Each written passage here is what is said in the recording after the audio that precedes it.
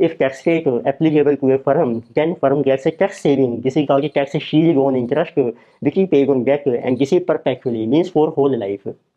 तो बड़ी value of this tax saving, तो फार्मूला बन जाएगा टैक्स सेविंग है इंटरेस्ट के ऊपर, उसको कैपिटलाइज कर लीजिए जो हमारी रिटर्न है डेट की, which is called cost of debt. Interest का फार्मूला क्या है, tax rate into cost of debt into debt. Debt को मल्टीप्लाई कर दो जो रेट ऑफ इंटरेस्ट है which is called cost of debt, KG से केजी कैंसिल हो जाएगा, तो इतनी जो वैल्यू आएगी आपकी टैक्स सेविंग की, उसका फार्मूला बन गया टैक्स रेट इंटू डेट। जो डेट का अमाउंट है उसको टैक्स रेट से मल्टीप्लाई कर लीजिए। तो it means now what will be total date of firm, जो टोटल डेट एक लाइबिलिटी है, ये हमारा बेनिफिट है, जो टैक्स सेविंग मिलनी है वो उसमें से माइनस हो जाएगी, माइनस की इंटू डी। तो इट मीन्स अब नेट डेट रह जाएगा आपका डेट इंटू वन माइनस की, डी कॉमन आ गया, वन माइनस की, एक तरीके से डेट बन गया आफ्टर टैक्स से। उस केस में आप देखो इस फार्मूले में क्या चेंज आएगा, अब जो डेट इक्विटी रेशियो ले रहे हो डेट को हमने लेना है आफ्टर टैक्स से, तो आपका फार्मूला बन जाएगा just equity beta is equal to S I B का प्लस एस आई बी का माइनस डेट बी का इंटू डेट इक्विटी रेशियो, उसको बना लीजिए आप आफ्टर टैक्स से। ये टैक्स का जो इफेक्ट है वो हमारा एडजस्ट हो जाएगा।